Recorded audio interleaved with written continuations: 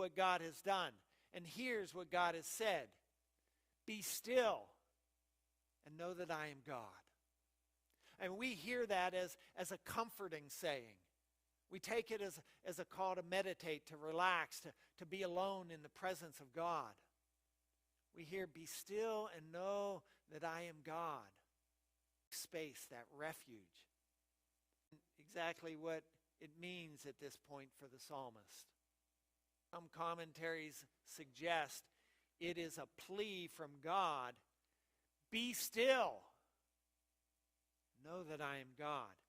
What if God's really using his teacher voice here to tell us to stop? Just stop. Depend on me and not on yourself.